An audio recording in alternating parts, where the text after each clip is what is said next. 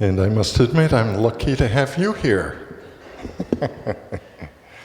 So, I'm not sure really what the expectation is. And I suppose that's true of everything that you experience in life, right? You show up expecting one thing, and you get apple pie. And you thought it was what? Rhubarb or... Well, this is titled The Lily Pad Effect and How to Make It Work for You. So yes, there will be some harmonica at the end of it, but I'm going to torture you for the first half hour. Are you okay with that? Okay, that's great, that's great. So it's really about a story, how I evolved through a job in corporate world. And I'm going to be reading a lot of this, but hopefully I'll try to make it interesting for you. So, how I wound up as a manufacturer's rep in a sales position in the garage door industry still amazes me. And when meeting new clients in that industry, inevitably the question would arise about my experience, and the unfolding story I would tell was quite remarkable to them and to me. When I think back that I had a successful career in a business I had no particular interest in or passion for, astounds me. But more importantly, as I reflect, there is a remarkable lesson in how to succeed in business without really trying. Now that may be a little misleading because I can tell you that I did all the work and supported all of my bosses to the best of my ability. And this talk is not about a passion you may have or a clear vision for success, and there are plenty of sources you can look for that purpose. This is about succeeding in a way that seems natural, not forced, and inevitable. My story. I was working in a pizza restaurant at the time, covering the morning shift, cooking breakfast and prepping lunch and dinner. And I had a background as a cook, having grown up in a restaurant family, so it wasn't a stretch, but I was bored and began looking for something new. I remember seeing a billboard that said, "Spring for a garage door." I noticed an ad in the paper for an opening as a garage door tech and installer at that same company. I had not a clue about the job, but took a chance and applied, and to my surprise, the company was open to hiring me, training me, if I could supply my own tools at the cost of $100. Which was a bit of a gamble on my part, but having no technical or mechanical experience, but I committed to buying the tools and showed up for work my first day. I must tell you, the job was a real challenge, especially in the beginning. They assigned me to a seasoned veteran in the business to train and guide me through the many complicated and involved residential and commercial installation repairs. I could spend an hour telling you all the embarrassing, physically painful, and scary moments I experienced, but I learned a lot and eventually was allowed a company truck and earned a commercial driver's license. Then I was sent out on my own, and in that first year I gained 20 pounds of muscle and 100 cuts and bruises. After a few years of the physical abuse, tired of the heavy lifting and seasonally difficult working conditions, I wanted to raise my earning potential and asked if there might be a sales position available. In that company, the owner said he would keep it in mind, and serendipitously, 2 weeks later, his lead salesman quit, and he offered me the opportunity. Everyone thinks it's all about easy cash, right? Not so much. So bingo, I was offered that sales position, and 2 years later in that sales seat, I got a message to call someone, and each time I tried to call, no one would answer, and there was no answering machine. I couldn't leave a message. I tried the next afternoon, and the gentleman answered and asked if I had a resume, and I said, no. He asked if I could put one together overnight and fax it to him. Of course, I said, what's a resume? I said, what's a fax machine? With some help, I put one together and sent it, and the next day he asked if I could take the day off for an out-of-state interview. I said yes, and did just that. 2 days after the interview, I was offered a regional sales job with a manufacturer. I agreed to take the position, and when I approached my employer with the 2 weeks' notice, he replied, that won't be necessary. We're handing out pink slips today. And I said, wow. Yes, you'll see that more than once. Off to a new job, car, healthcare, expenses. What a new and unexpected experience. A 9-state territory with lots to learn. I enjoyed 2 years of new personal growth and looked forward to the future. But then the unexpected happened. I called in on a Friday afternoon to get my corporate messages, and I couldn't get access. So I got a little bit of a chill and a terrible feeling that I'd been let go. So I called my supervisor, and he confirmed it. Laid off. That company was shrinking, and the person whose job I had filled lost his territory because of its closing distribution. And because he wasn't ready to retire and had seniority, he wanted his old territory back. My territory, of course. Well, that was disturbing, but 2 weeks later, guess what? Bingo. I got hired by another manufacturer that was expanding, and they needed hands-on product knowledge. As a number of years passed, there were lots of company changes. It was sold twice, combined with another company, and in the interim, there were lots of confusion. Bosses were hiding. Nobody seemed to have any clear direction. And then I got a phone call. Was I happy? No. Dear boss, I quit. He said, how would you like to interview with us? I said, okay. Off to the new job. This was another manufacturer that offered a lot of promise with a unique product, and I was excited until I discovered its Achilles heel. And it was a big one. The product had glitches, but the CEO for me was the real problem.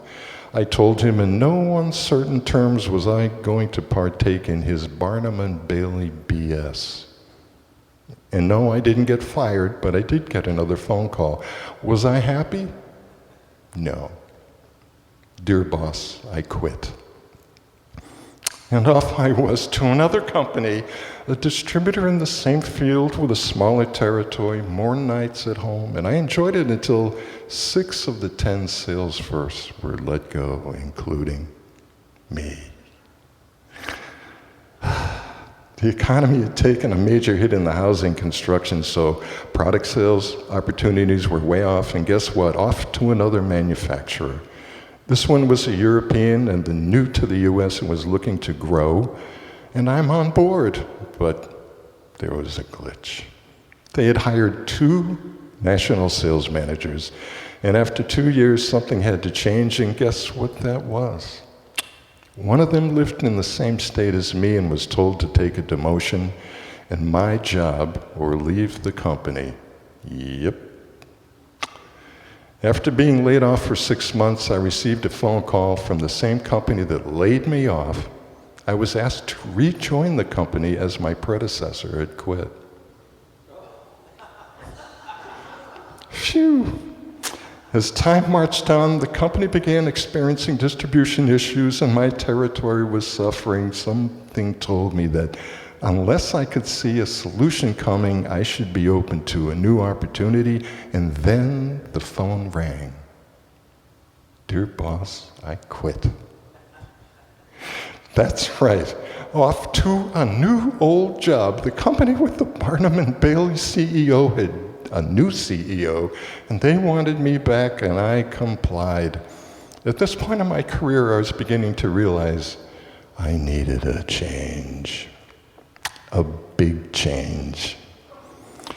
Thankfully, with all the corporate experience I had garnered, it was time for me to begin looking for a different lifestyle, which I am now enjoying.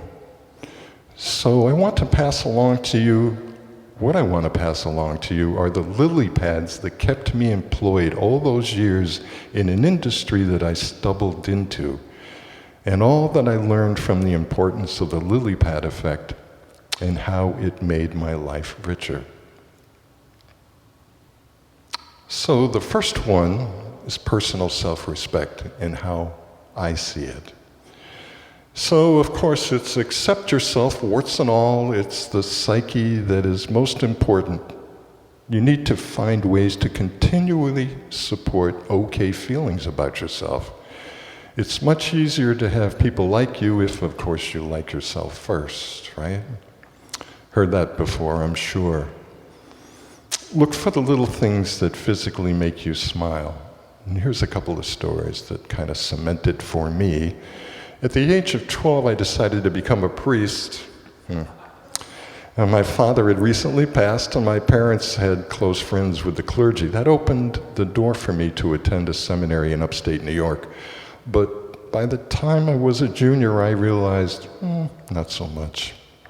So I enrolled in our local high school, and one day at lunch, I sat with a group of guys, some of which were on the football team. And when lunch was over, one of them turned to me and said, take our trays and empty them in the trash. Well, that was a bully move, and I refused. Pow!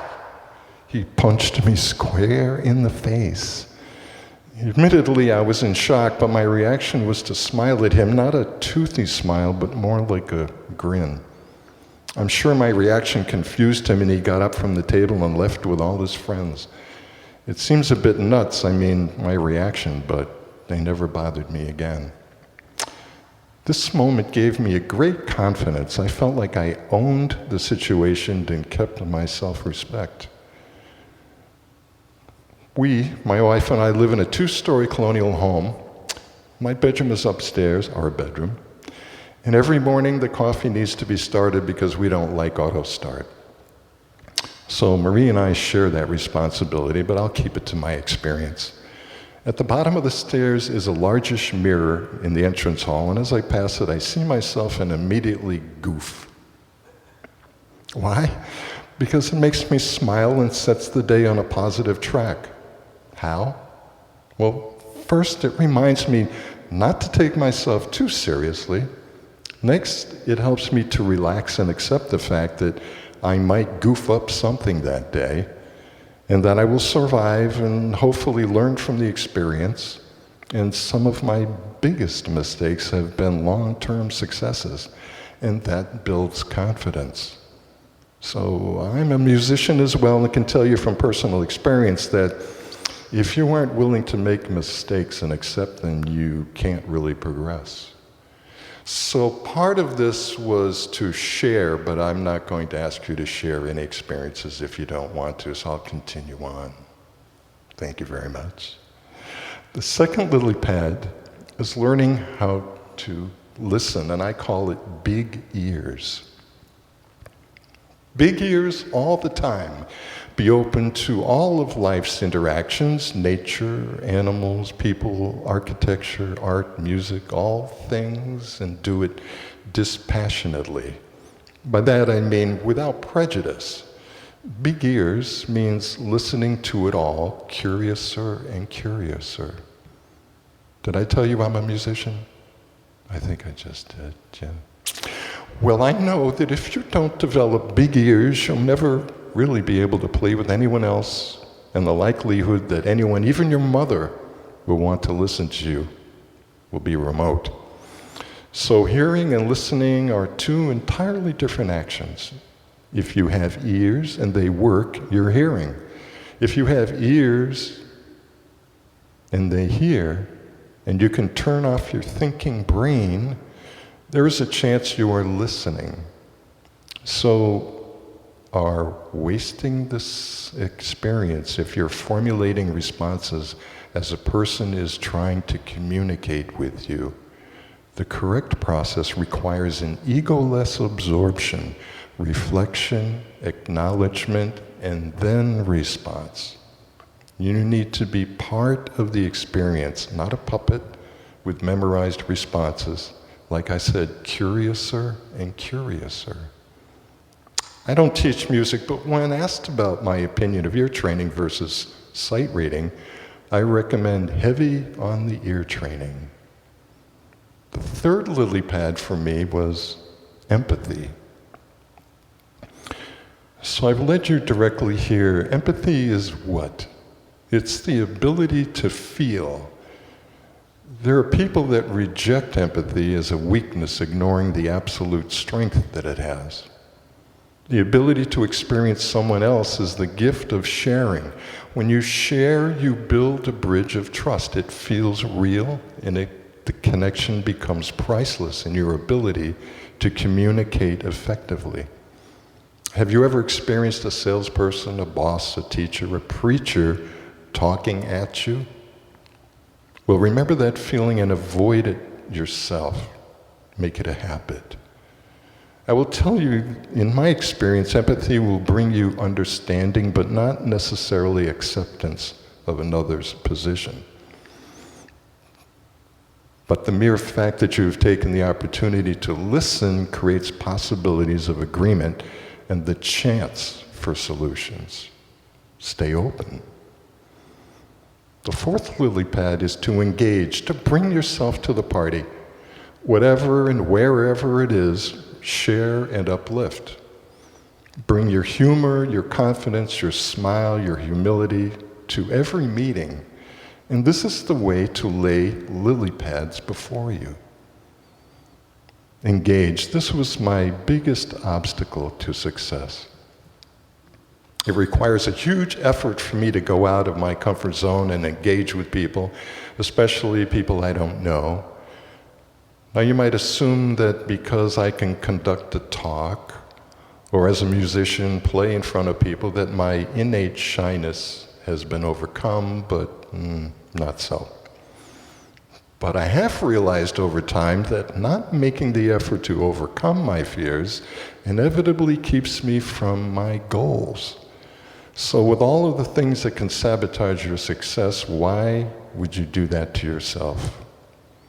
Hey, it takes practice, like learning to play an instrument. Learn to play yourself.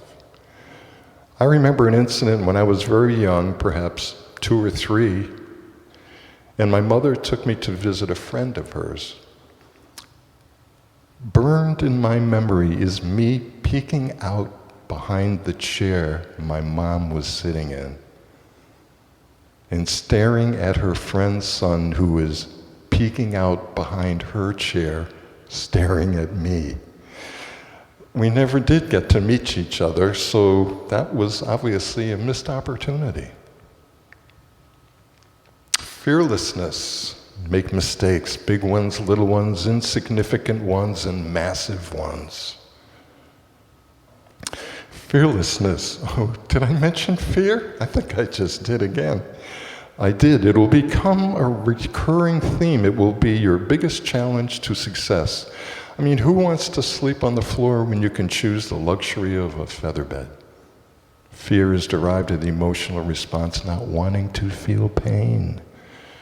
Don't go to the gym equals no pain, but no pain, no gain. You see, it's not all about happiness. You can't experience joy without having experienced pain, and you can't be afraid of pain and experience success. It sucks, doesn't it? Once upon a time, my wife challenged me to find a place to play solo harmonica. I thought it was a bad idea. I first had to wrap my head around what to play and how to keep it interesting. I had a Roland drum machine. I began to practice with it. Soon enough, I had an hour's worth of music together, and the next effort was to find a place to play. A few towns over from ours was a comedy club. And Marie drove me there and asked me to go in and suggest her idea to the management, and to my surprise, they hired me without any audition.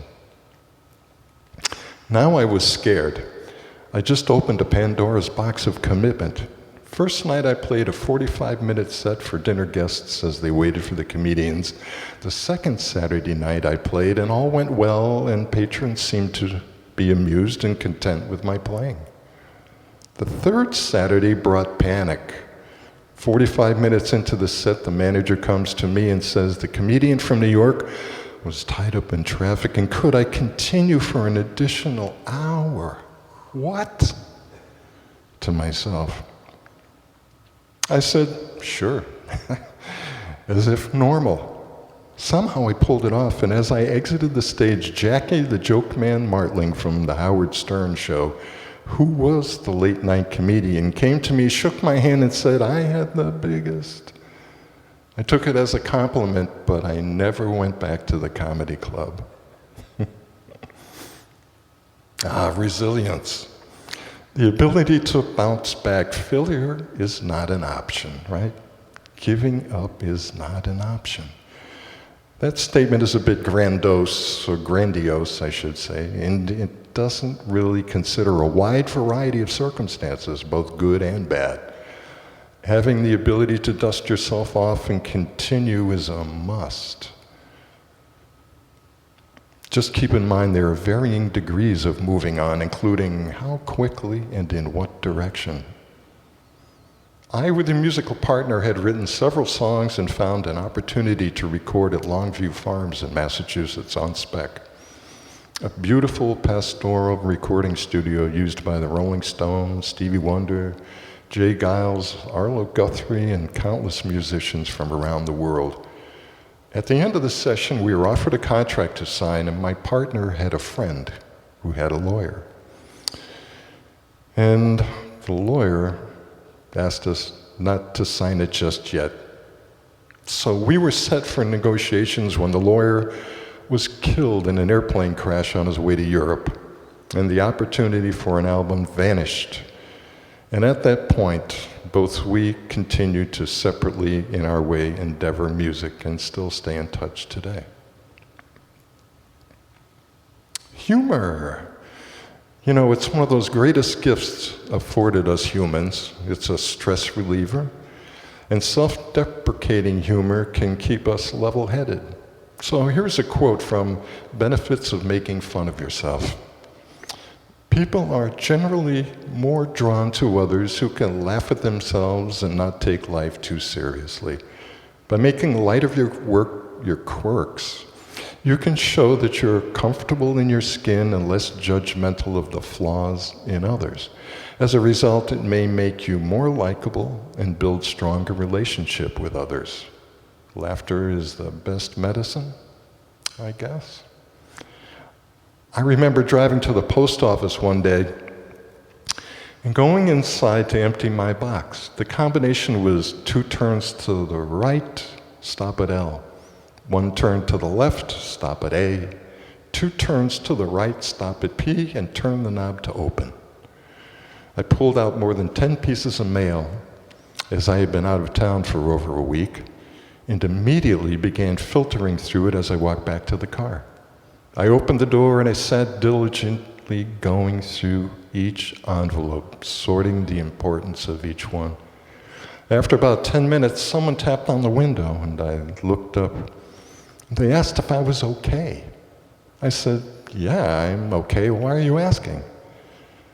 Well, I saw you drive here and I was wondering why you're now sitting in the back seat and not in the front. Wow, I was so entrenched in reading my mail that I had gotten in the back seat of the car instead of the driver's seat. I was a little embarrassed, but we both had a good laugh and just don't take life too seriously, right? So dreaming is like never discount the possibilities. Stare into space, pretend, project, procrastinate. You don't know what you don't know. That's why it's imperative to let go and be open to all things, and I'm not suggesting that you cross personal boundaries, but at the very least consider alternatives. I must admit I'm a daydreaming procrastinator. I owe much of my success in mental health to those gems. How? Well, in my case, they help me deal with fear and pain. My imagination can take me to unexpected places. Dreaming releases me from immediate responsibilities and helps remove self-doubt and opinion. It's the catalyst that moves me in new directions. It allows me the freedom to wonder, wander, and explore. It opens possibilities, and when I can combine dreams with fearlessness, engagement, empathy, big ears, and action, well, now we have possibilities. At 15, I caught the auto racing bug. My seminary school was in Montour Falls, New York, the next town over from Watkins Glen in the United States Grand Prix. At 16, working summers at the family restaurant, I managed to save enough money to buy a Formula V chassis from Sam Posey's plant in Marblehead, Mass. I purchased a motor, I had it blueprinted and balanced, and then hired a mechanic to help me assemble. The mechanic stole the motor. And then I discovered I would not be able to race until I was 18 in SCCA-sanctioned events, and my dream fell apart. I sold the chassis, I got to see it race a few times, but I moved on, initially heartbroken, but soon discovered that there were more dreams to come. Did we discuss action? No. Well, to coin a phrase, just do it.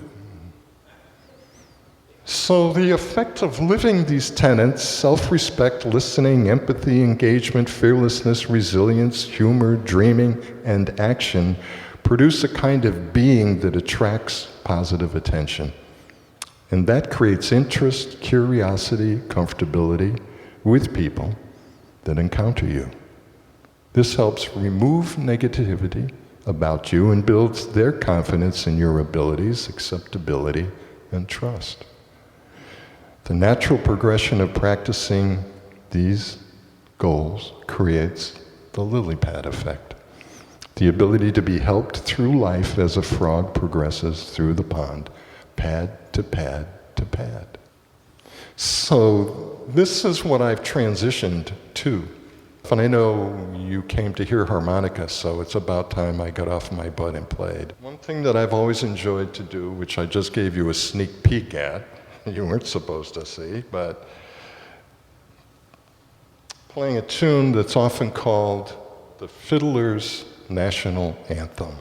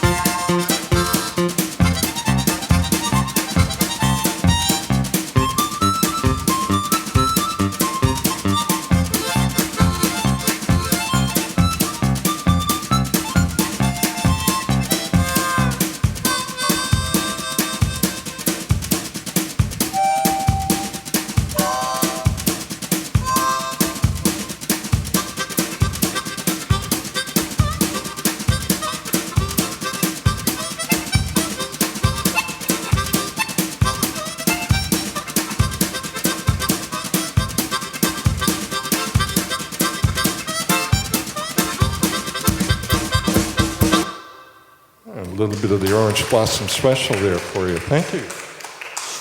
2 harmonicas. So, in 1924, Hohner introduced this harmonica, which is a chromatic harmonica, and I have to stick it under here for a little bit to warm it up because it has valves, and if you blow hot air on cold valves, they tend to stick a little bit, so we'll just hold on to this for a minute, pretend I'm like a chicken on an egg. The difference of this is that, yes, it could be played diatonically, but also chromatically, like a piano. It's got the white keys and the black keys. This is 3-octave. Stevie plays a 4-octave. I don't play the 4-octave because I found it too confusing. I just was too lazy, to tell the truth.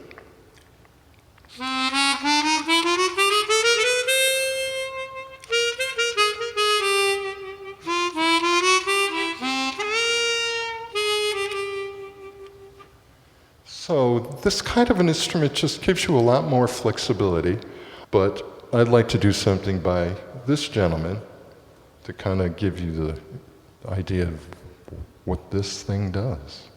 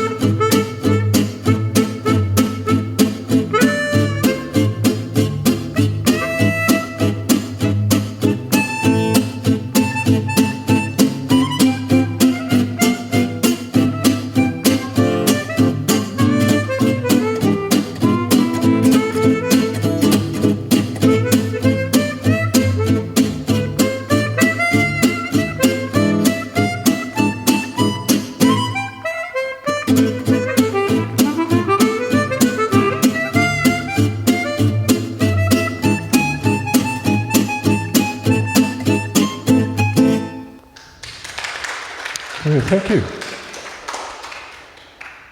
You know, that's one thing interesting about the instrument is it continually went through changes through history. So, you know, initially it started out as a folk song kind of diatonic thing based on all European folk music. You know, you'd hear songs like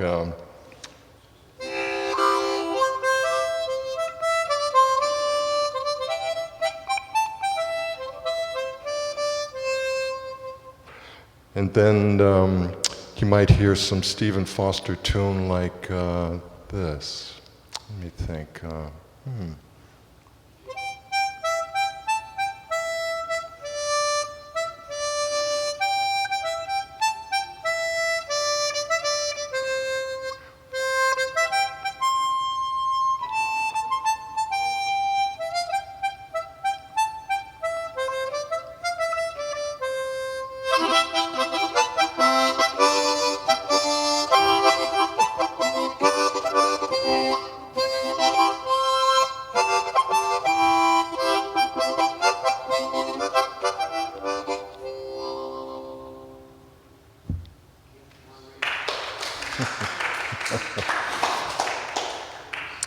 Now, this gentleman changed a lot for the harmonica.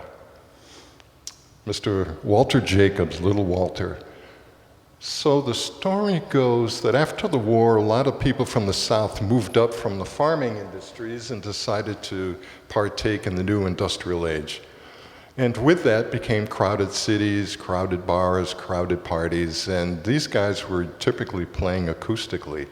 So they had to find ways to amplify their instruments, including bass players and guitar players. And this gentleman found a way using old radio stuff and a microphone not unlike this. This is kind of a mini version of that. But it gave him some distortion and some reverb. And today, if you go ask Alexa to play some blues, more than likely they're going to play Chicago blues, and more than likely it'll be Little Walter playing it. And I'll just give you a sense of that. I'm not going to play any of his tunes, but I do encourage you to check him out. Just a really amazing, amazing musician. I'm going to play a Jimmy Smith tune called Back at the Chicken Shack.